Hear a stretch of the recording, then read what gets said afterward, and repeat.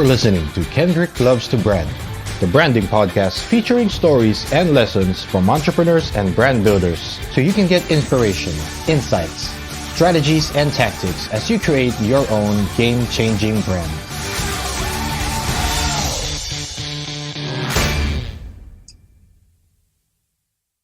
Welcome back to the Kendrick Loves to Brand podcast. This is a very special year-end series that I'm working on called 2020 in Hindsight.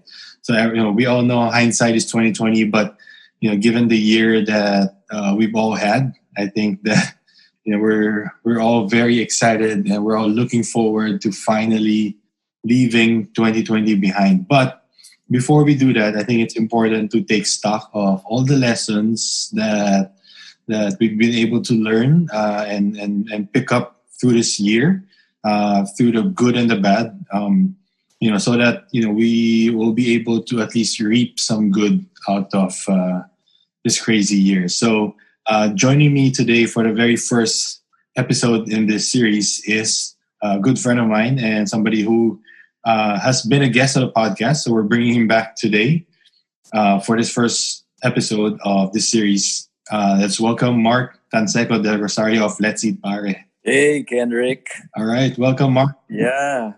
Thanks for having me again. What's up, brother? I'm of good. Of course, anytime, pare. How are you?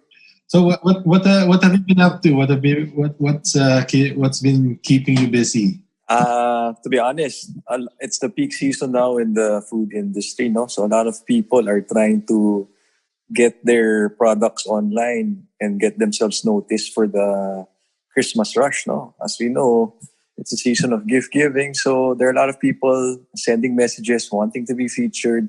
New products that actually were supposed to be launched earlier in the year, finally decided, but it's time to launch it. So we have also the big players also playing a key role in adding more spice and everything nice in the industry. So it's been really busy. Pero fun times naman. Diba? Actually, that's something that I wanted to commend, because since this whole thing went down, basically in March, you've been working nonstop, of course, in the Let's Eat Pare community, and really, I think you've been very, I would say, encouraging of all the, not just the existing entrepreneurs or food entrepreneurs, but even the budding entrepreneurs that were sprouting left and right. May mga biglang nagka-home-based businesses. And I think they look to the Let's Eat Pare community for support, for guidance, for inspiration, and I think it's really been, I think, amazing to see how well you've kept up everything about the community. Yeah, we always try to parang add value to people's lives, no? As I said in the previous podcast, wherever we can help, that's where we try to parang all hands on deck. So wherever we can get resources, whatever help we can give. So recently we did an online webinar on taxation, no? So we helped our vendors figure out how to register, even how to file their taxes on their own. No? So this is an extra service that we wanted to provide them because we know, but it's medyo sticky, the topic, no? It's even being discussed in Congress. They're planning to have a bill. So before that happens, we want everyone to be prepared para no surprises. So we act like the mentors, the guidance counselors of these people. And everybody's like a family in the association. So anybody who comes in, we really welcome them with open arms. So yeah. Nice. That's always been the hallmark naman of the Let's Eat Pare community. Welcoming everybody. Correct. So let's dive into basically what this series is going to be all about. Yeah. So the three things that I want to ask you. So let's start with the first one. What have this crazy year in 2020? What have you learned about business or the industry Yeah, you can put emphasis on crazy, for 2020. Uh, we never expected this to happen. I mean, it started, diba, with a series of unfortunate events, which led, diba, we dove into the pandemic na. But as a business, you can never be prepared for something like this. I mean, it came to a point that a lot of people were getting webinar fatigue, no? Because people were saying the same things about pivoting, ganyan. But at the end of the day, we just have to. Parang there was a series of cycles of reinventing yourself. So sometimes you reinvent yourself once in a year, but this one, parang because it extended, and we see a lot of evolution that's happening. So everybody's trying to keep up with what's happening and what's happening around in the environment, that they're in. So there has been a lot of talk, and there's a lot of speculation also. So it's mixed emotions. Eh? So as a business, it's just so hard to navigate and to stay calm. So a lot of people, I guess, and I see this in social media, are experiencing anxiety, because that's anxiety. Really, if you look at it from its core, no, they're really worried about the future. So we're trying to look into possibilities to make or cushion the impact of the future, because we know we're still not feeling really the brunt of it. Some businesses, yes.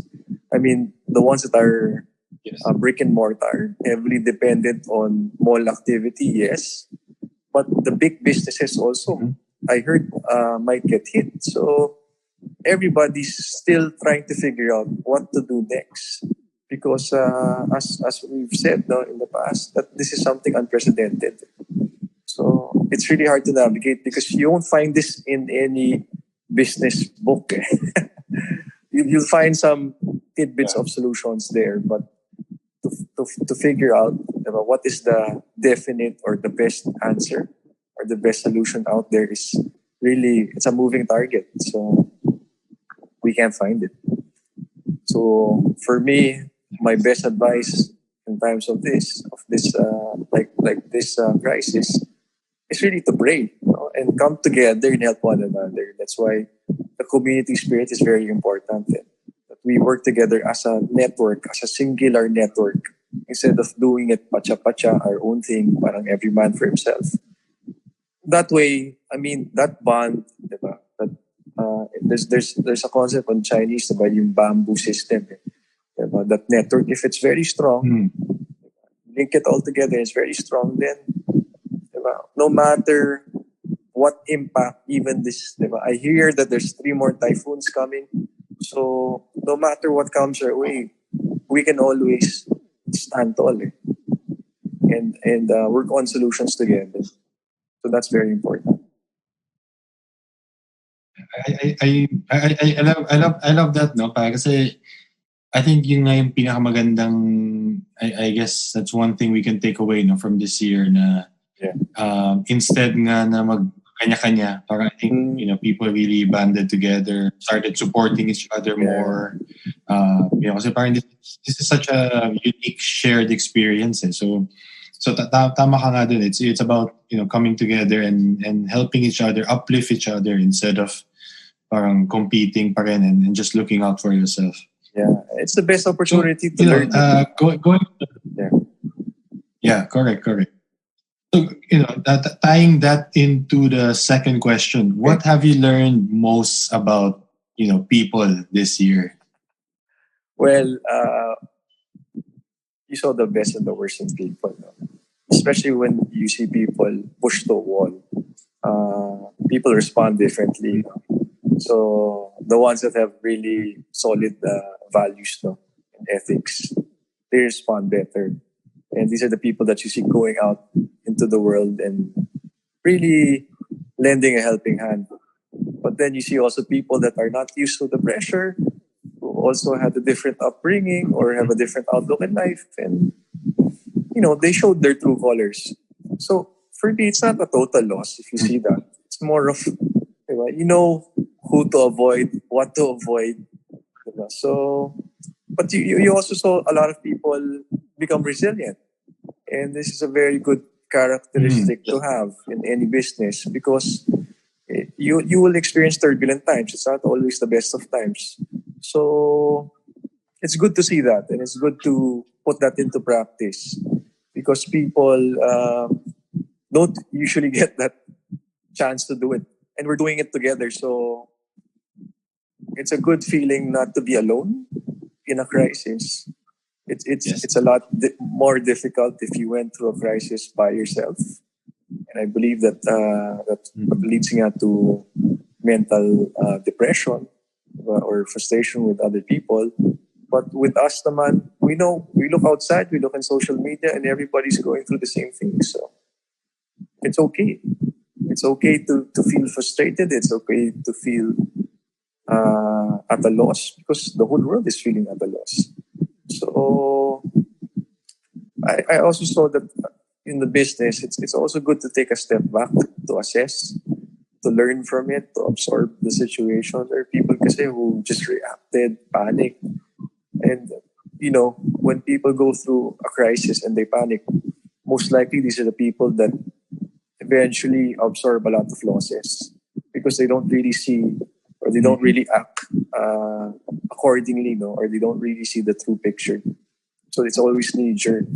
So even with the stock market, if the market crashed and you sold, sayang. Diba? There are certain opportunities that you miss out on, or if you forgot to buy when it was going low. So all of these things, like you said, it's hindsight. You can't go back. But it teaches us a lot of lessons. So moving forward, if we go through the next crisis, we're more prepared. Yeah, we have more ammunition, and we took stock of this. And if you look at our pockets, our Swiss Army knife, if we had one, has more features and capabilities. More tools to use. So there. That's and then finally, pare, looking more inward, diba? What have you learned the most about yourself during this time? Well, I thought I could do a lot. I thought what I was doing was a lot, but you get stretched in environments like this, no? And siguro this is the most I've ever worked in my life. I thought nga parang because of the pandemic, we won't have that much to do. But I had so much to do. Yeah. Even as we speak, I would just like to share lang to your listeners. I actually have 1,000 pending messages that I haven't opened.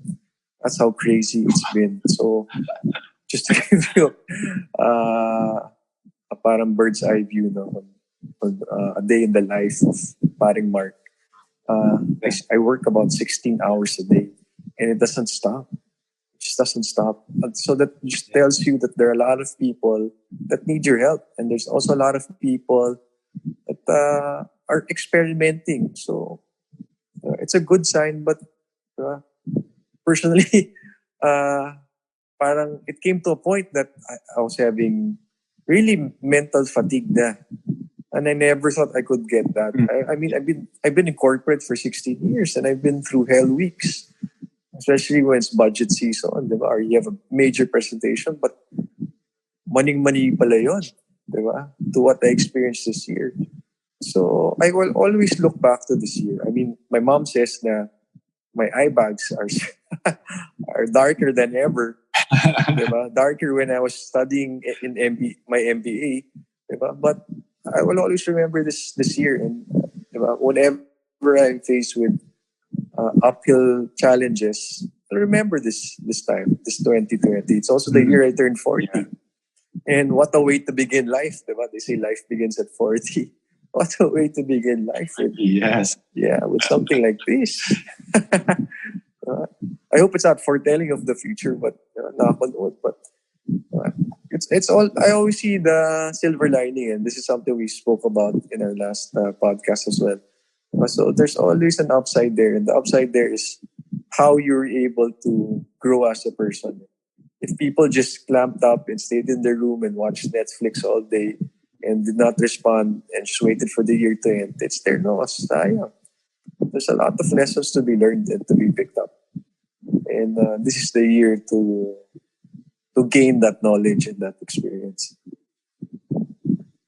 Yeah. Exactly. And actually, Par, when you were saying that actually says a lot. Because like for you to say that you've never worked this hard. I mean, considering your career and even before all of this, you've been very active, as a proponent of the whole food industry, diba? So for you to say that you've been stretched even more, I think that really applies to a lot of us.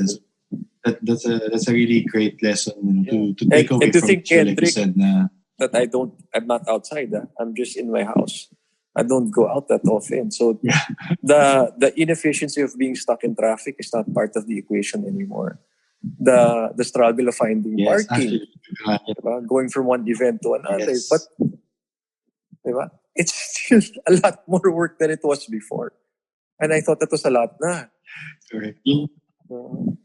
Ngayon yung event, you just leave this meeting and go to the next one. Yeah, that's the event. From one Zoom meeting to another. So it's been crazy, but there's a lot of learnings from it. And I don't regret going through any of that in the end. For sure. I think with how crazy this year has been, parang it should be nowhere to go but up. Diba? So hopefully. At least that's a good note we can look forward to. Hopefully, fingers crossed. Yeah. So, I guess before we say goodbye, actually we've been talking more actually during this time now. So we've been catching up from time to time and having our in between your crazy days and my crazy days, parang biglang kumaka-chance tayo to have a few minutes to talk. It's a good ritual. It's also good to catch up. Yeah. Correct. It's good to catch up this way too, because parang we're in December, we're heading towards the end of the year, and like I said, we're all looking forward to a better year. But I think it's also important to be able to take away some good from this year. So before we wrap up, I just wanted to ask a bonus question. Okay. So what are you most what are you looking forward the most coming in 2021? On a personal note, I'll take it to two layers now. First is the personal, and siguro the next one would be holistic now for total outlook for everyone. So personal note, I'm getting married in February. I'm also moving to a new home with my future wife. So I'm looking forward to a fresh start, not just after this pandemic, but also a different environment. I mean, different place we're gonna live. It's far from where I am today. So a new set of friends, a new set of environment, a new home that we're still gonna fix. I said when we move there, what's important is that we just have a bed and strong internet. And I'm okay to move now. Yes. So the other missing pieces will just fall into place. And we want to really spend time fixing it. And that will be parang our bonding time together. So no rush. It also doesn't put a lot of strain on your expenses. So I'm looking forward to that on a personal level, spending time with my future wife. And then on a holistic level, I'm looking forward to seeing the world come back, some sense of normal. We're seeing it a little bit. Yes. I heard over the long weekend that there were a lot of people in the malls. A bit scary though. Also, the Jordan store opened in BGC. I wanted to see that, but for me, kasi unless this pandemic is over, because I'm with my parents, so I don't want to expose them to that risk. But I'm really just looking forward that somehow the normality comes back in 2021, closer to when it was in 2019 or early 2020. So sana. Kasi in some countries, I got to talk to a friend in Dubai. in Singapore, they say it's normal na daw there. So hopefully in the Philippines, we can also catch up. We can practice some discipline and nip this pandemic in the bud. Yeah, some ways. Exactly, brother. Yeah. Yeah. So I know that everybody We all wishes for share that it. too. I really miss Uh, I really miss hanging out with friends. I really miss just tapping people in the back, diba? Giving them a high five. All of these things, and sharing a beer, nga. a cold brewski. Yeah. All of that, pare. Mga simple joys. Those simple joys become really meaningful now because everybody feels so far away. Parang the things we took for granted, no? Yeah. We took it for granted. Pero I think this is a way that God and Mother Nature's parang sending us a signal. So there are a lot of things to be learned here and realizations. That's why I was saying, what I noticed nga, pare, I'll just share this. When the pandemic happened, before it happened pala, there are a lot of people in social media talaga parang, I don't know, they were acting a bit, diba? Parang feeling nila I felt the sentiments, parang it wasn't so, how do they say this? Medyo konting yabang yung mga tao. Okay. So unfiltered din na. Yeah. Okay. But when the pandemic happened, especially in the first parts, parang bumait yung mga tao. Okay, which is good. It's a very good indicator. And I said, wow, parang lahat ng tao naging yung parang very, very, diba, sincere. And then, when the economy started to open again a little bit, and then leading to where we are today, lumalabas na naman. So sana, I'm really hoping that people don't forget about this experience and just don't, diba, take it for granted because, diba, it means something. It's really meant for something. I mean, God did not intend this without a lesson to be learned. So I hope people really can learn from it and really change the way they perceive the world and how they treat other people. So sana we see that. I don't want to see the old social media that before the pandemic happened because to be honest, Kendrick, it was a bit toxic already. So sana people improve. Yes, it was. Sana they listen. So yun. All right. And on that note, I think that there's a lot of good lessons to be unpacked there. So Yes. thank you once again, Mark, for your time. Always Thanks, great Kendrick. to chat with you, and Yes. and it's great to be able to record a chat. No? Kasi we've been, whenever we talk, there's always something in parang. Yeah. So it's good to be able to record again, and then So to we be can able to always go share back this to with our audience. Diba? Para at least we can share the lessons that we've been able to exactly. gather during this year. Exactly. All right. Okay, brother. Thank you, brother. Take it easy.